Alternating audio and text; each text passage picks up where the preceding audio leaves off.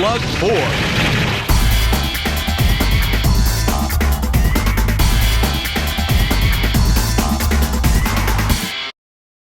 Hello everyone and welcome back to Player One Start. In this video we're going to take a look at the Metal Slug series that got its start on the Neo Geo console. And though this video is another offshoot from the Ultimate Neo Geo review, I'm not just going to review all of the games for the Neo Geo, I'm going to review all of the main series games, including 2 that did not release on the Neo Geo. There's a lot to get through, so let's go ahead and get started.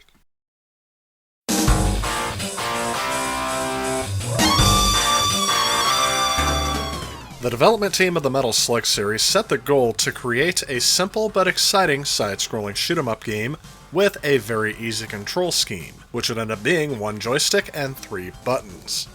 The same team that created Metal Slug for the Neo Geo had previously created several games for IREM, which have very similar graphics and gameplays. Notable titles they worked on prior to Metal Slug would be Gun Force, which was an action-shooting side-scrolling arcade game released by IREM, as well as another side-scrolling shooter known as In the Hunt, which was released in 1993 in the arcades, and a sequel called Gun Force 2, which ended up being a run-and-gun video game, which at the time was a bit more of a rarity than the typical side-scrolling or vertical-scrolling shooters. As a result, this game used some of the stock sound effects and sprites from the IREM team, as well as sprites and sound effects from the King of Fighters series. The music would be composed by Takashi Hayamuta, who was a key member of the Nazca Corporation, which would be acquired by SNK in 1996. The original Metal Slug would be an indirect descendant of several games from the development studio of IREM, as it would combine the frantic shoot-'em-up style of the team's previous titles with the lessons learned in their development, creating a final product that was pure, distilled game design perfection. The game was meant to be presented in a timeless aesthetic so that it would not really stand out as a product of its time across multiple generations of gamers. The name of the series derives from its mascot weapon of the same name, the Metal Slug tank. The tank was originally meant to be the main player-controlled entity before the game was overhauled to feature human characters. However, the Metal Slug still appears as a vehicle in the game and was joined by a host of other player vehicles, also referred to as slugs. The game's development has been recounted by the game's developers numerous times over the years, but unfortunately most of these are in Japanese, and unfortunately I have not been able to find a translation. Metal Slug was first playable during a location test at Osaka, and later showcased to attendees of the 1995 Amusement Machine Show, which was hosted between September 13th to 15th that same year. Metal Slug was first released by SNK for the Neo Geo MVS arcade system on April 19th of 1996, and later for the AES on May 24th. The North American AES release came later, but has since become one of the more expensive titles on the platform.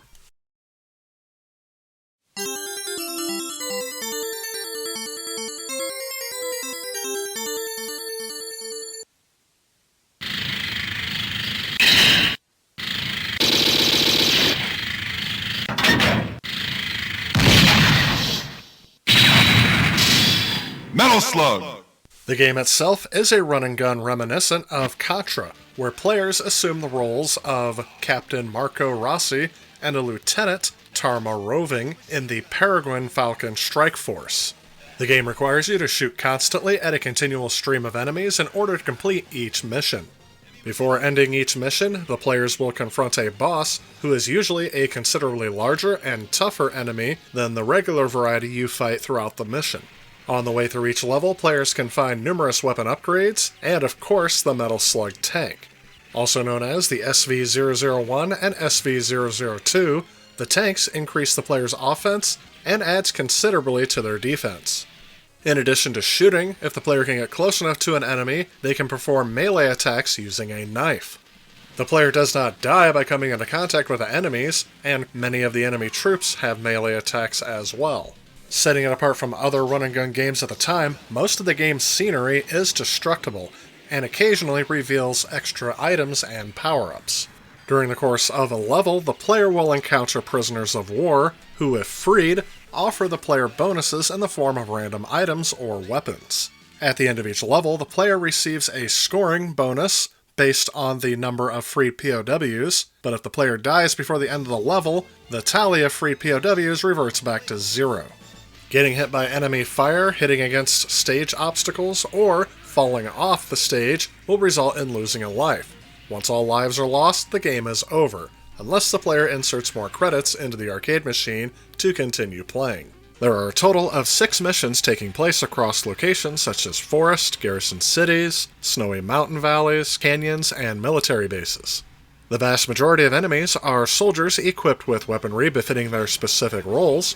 There are also several mechanized enemies such as tanks, mobile artillery, aircraft, armored personnel carriers, and technicals. The game does add in some humorous situations depending on how you encounter some of the enemies. You'll often encounter enemies as they are sunbathing, or roasting food over a fire, or just talking to each other.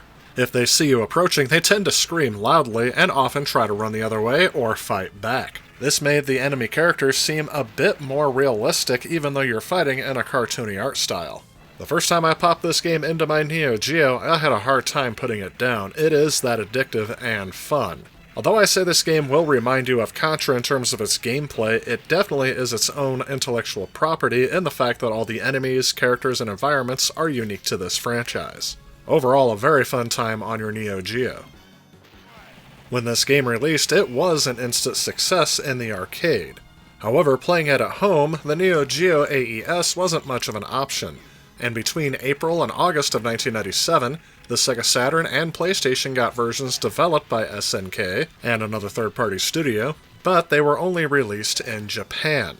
And though much of the market was going towards 3D polygonal graphics in the home market, Neo Geo conversions for the Saturn and PlayStation were selling well in Japan, causing them to make ports of Metal Slug as well. Obviously, due to limitations of the home hardware, they did have to make some compromises, but thanks to newer compression techniques, inter-level loading, and the 1MB RAM expansion module for the Sega Saturn, these ports are actually done quite well. I first remember playing the original Metal Slug when I purchased Metal Slug Anthology for the PlayStation 2. However, it was also available for the PSP and the Wii, as well as the PC in 2009. And in 2020, Limited Run Games made a physical edition for the PlayStation 4. As I enjoyed these games and my PlayStation 2 became a little more irrelevant, I also purchased the Virtual Console version for the Wii, and this is one of the games that has turned the heads of some of the people who have played it on my Wii wondering, where was this game when they were growing up? This game has continued to gain a positive reception since its release. It was included in the 2010 book 1001 Video Games You Must Play Before You Die, and the game has continually sold well in its different ports and home conversions. However, not every review has been so kind. Electronic Gaming Monthly has heavily criticized the game's unfair difficulty and one-hit deaths, specifically calling out that it will take a lot of quarters to get through the arcade version of this game, and that the Neo Geo AES's version lacks the option for limited continues, meaning a player of any skill level could theoretically beat the game in a single sitting with no motivation to go back and play it again or improve one's skill at the game. But then they went on to say how fun the game was regardless of those criticisms. All in all, I really felt like this was a great game to play through, and I would definitely recommend it for anyone who wants to play through a run-and-gun arcade game of the time. But how would they go about following up this game's success?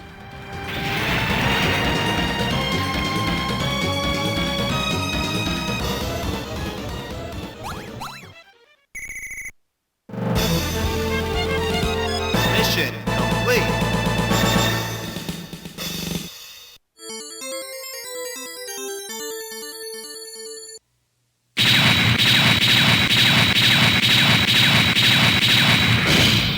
Metal Slug 2. Mission 1. Start.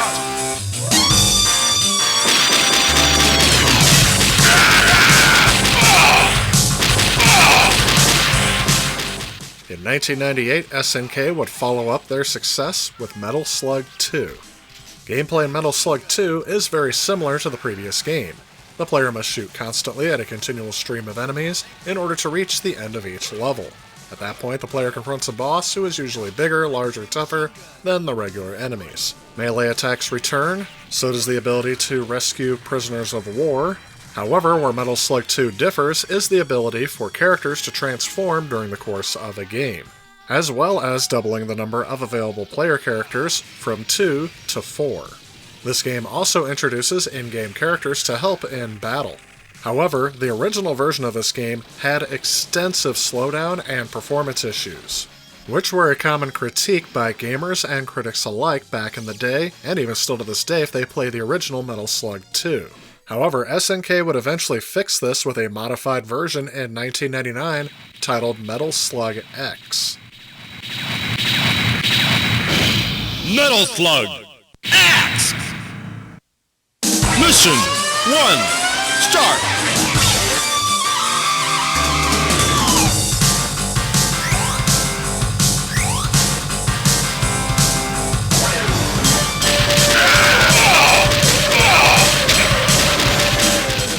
This version of the game would use a modified version of the game engine from Metal Slug 3, which eliminated the slowdown problems of the original. In addition to the increased difficulty, Metal Slug X introduced several changes to gameplay and presentation. Some of those changes were having the music being remixed or altered, adding a new announcer, increasing the amount of enemies and having new enemy placements, and new enemies are added or replaced, like the mummy dogs. Which I have to tell you, when I was playing this game, I really don't like the howl that the mummy dogs make.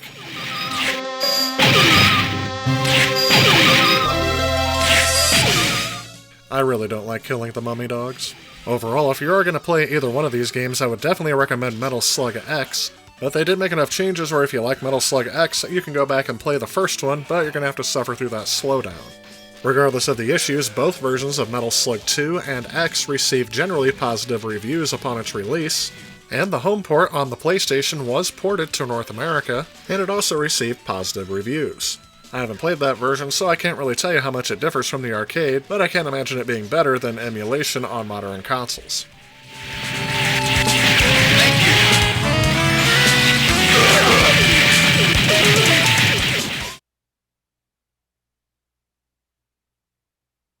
Mission 1. Start!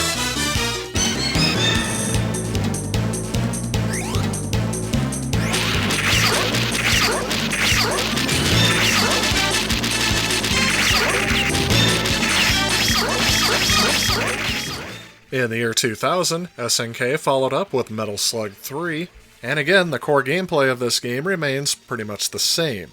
The differences in Metal Slug 3 is the fact that the game introduces a branching path system. In most missions, there will be forking paths from which the player must choose. Each path has their own obstacles, and each of them has varying length and difficulty. Though no matter what path you choose, they will all lead to the same boss battle, but the player may have different equipment, and/or may have rescued more or fewer POWs depending on their choice of path.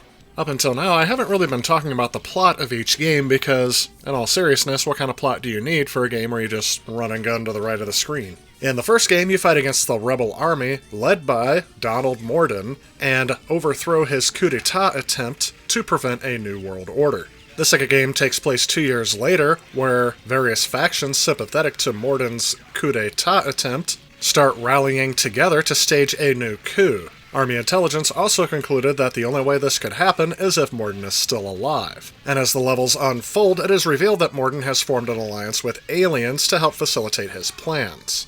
Metal Slug 3 takes place several years later. Eventually it is learned that the alien menace that appeared in Metal Slug 2 has returned, and after defeating what appears to be General Morden but turns out to be an alien in disguise, it is revealed that Morden is yet again their prisoner, and yet again a shaky alliance between friend and foe is forged to take care of the alien threat. So for those that might not have made it that far in the previous Metal Gear, you may be wondering why you're fighting all of these aliens. So that kind of fills you in a little bit. In addition to the mummy form from Metal Slug 2, other forms are taken by the player in some circumstances. For example, when doused by a zombie's yellow fluid, the player becomes a zombie. And when hit by Sasquatch's ice breath, the player turns into a snowman and is locked to the ground. Also new in this game, the player can also equip themselves with diving gear and a bubble helmet to play underwater. If you lose your air vehicle, you can rely on your backup jetpack, and if you lose the Astro Strug in the space level, you can get a jetpack as well as a breathing apparatus in order to keep playing. Although my playthrough got halted at this level where you have to climb these tablets in ascending order without getting crushed, and I just kept getting crushed. Overall, Metal Slug 3 did receive generally positive reviews, but they were slightly less than the previous 2 installments. And from what I've seen from reviews, one of the most common critiques is that this gameplay style was becoming more and more dated as they would leave the 90s and enter the 2000s. Still, I had a lot of fun with this game and did consider it a worthy successor and addition to the franchise.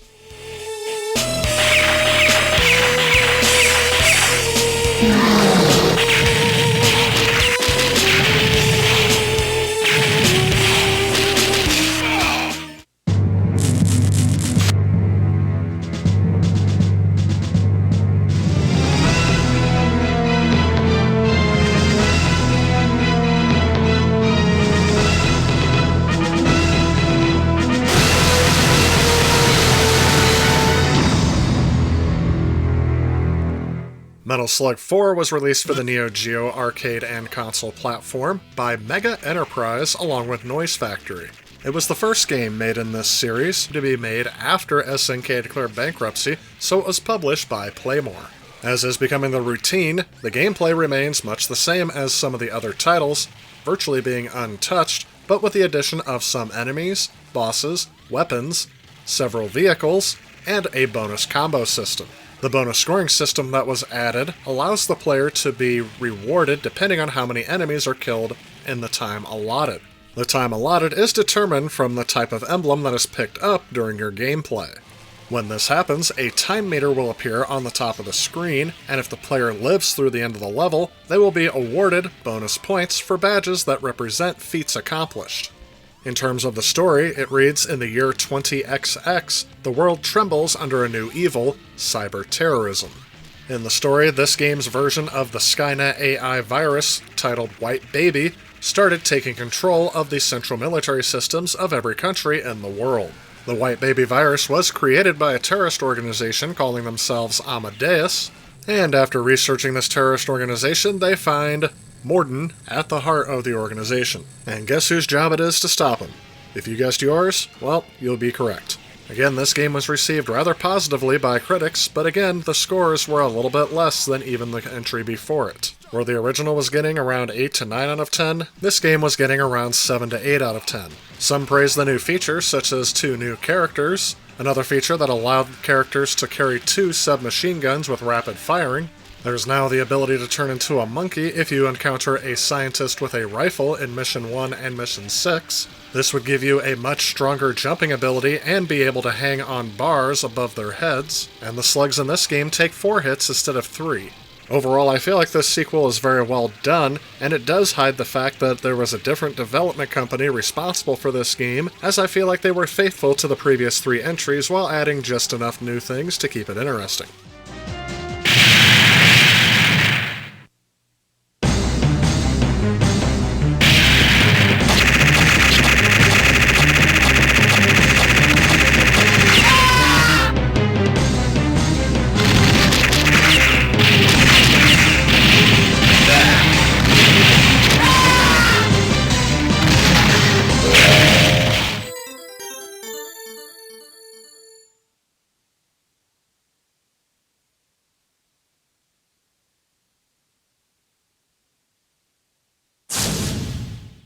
That game was followed up in 2003 by Metal Slug 5, and it would be the last Metal Slug game released for the original Neo Geo hardware.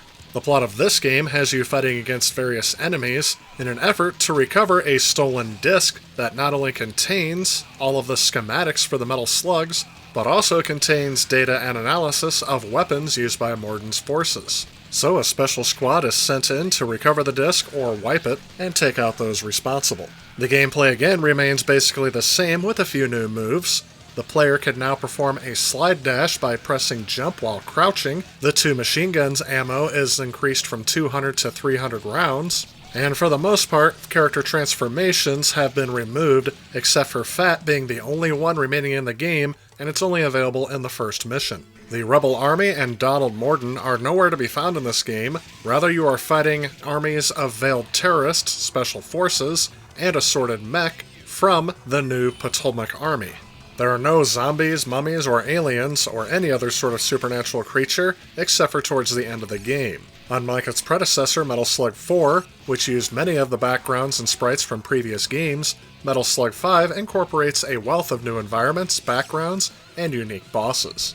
There are now cutscenes at various points throughout the game, rather than one or two at the end, giving the game a hint of plot progression.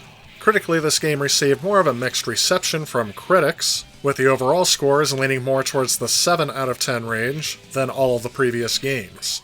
However, it has received very positive scores from players, with the arcade version as well as the home port on the PlayStation 2 both receiving over an 8 out of 10 from players. Overall, as I said, I'm not really that into the plot, but I did appreciate the change in the scenery, backgrounds, and some of the designs in this game, as opposed to the others in the series, which were starting to feel a bit stale and repetitive. However, each game, including this one, has managed to hold on to that quality style of gameplay that made the original so addicting.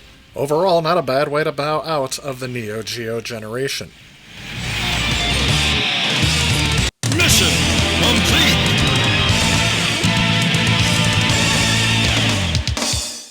Metal Slug 6 would be released on the Sammy Adamus Wave arcade platform in 2006. It would be the first main game in the franchise not to run on SNK's Neo Geo MVS arcade hardware.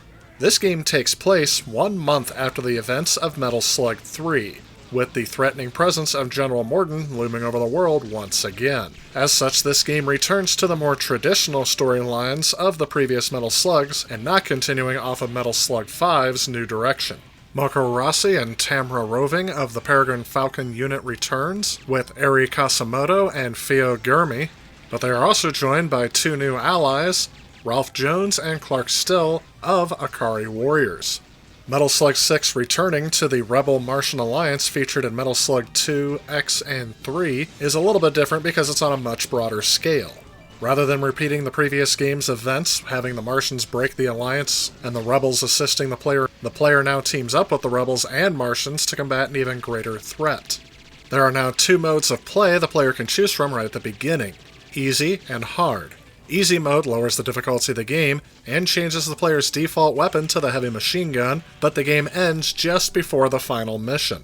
As with previous installments, Metal Slug 6 adds a number of new slugs, but also adds a new weapon, the Zantetsu Sword, which allows the player's melee weapon to emit a lethal energy wave that can neutralize enemy firepower. Each character now has unique abilities. Marco's basic gun does more damage, Eri can throw bombs in multiple directions, Ralph can perform a Vulcan punch, and take 2 hits himself before dying, and so on. This game also introduces a new gameplay mechanic dubbed the Weapon Stock System. 2 gun power-ups can now be carried at the same time, and players can switch between the 2 weapons, or simply put both away in favor of the default weapon. When obtaining a new weapon power-up, it will automatically occupy the inactive slot, or if you already have 2, it will use the one you used second to last. There was a home port of this game released on PlayStation 2, however it was also available in the Metal Slug Anthology, which is what I'm playing it on. And it's amazing to me how this just feels like an upgraded version of all the rest of the series. It really doesn't feel like it sticks out like a sore thumb, and again, I feel like this game is just as good as all the rest in the series.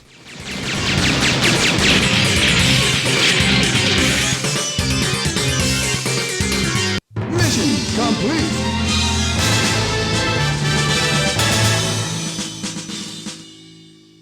Metal Slug 6, however, was not the only game to be released in 2006. As part of the series' 10th anniversary, there was also another game, dubbed Metal Slug 3D, that was also released on the PlayStation 2. However, this one was only released exclusively in Japan. In the process of deciding to port it to the US, they decided to scrap the port in favor of making the Metal Slug Anthology Collection.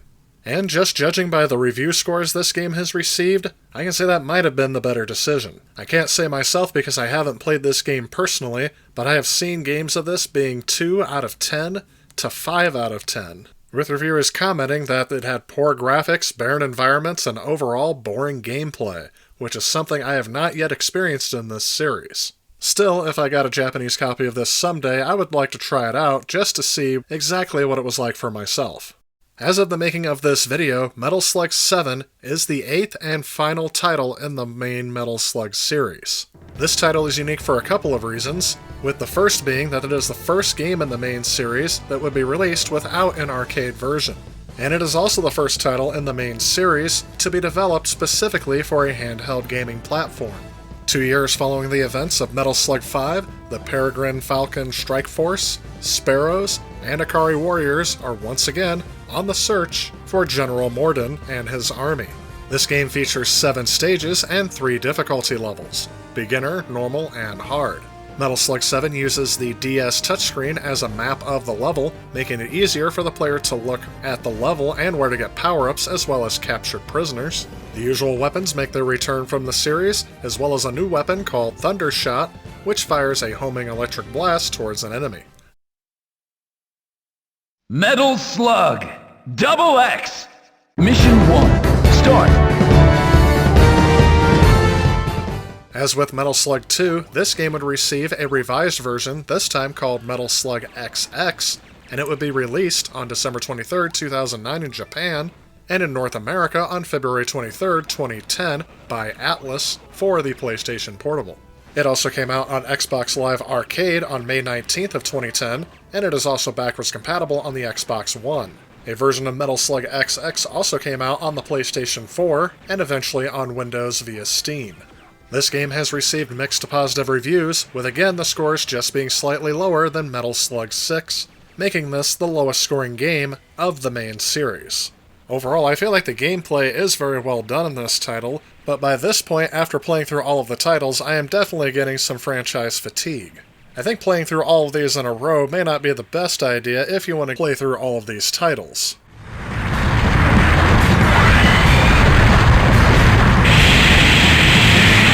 Mission complete!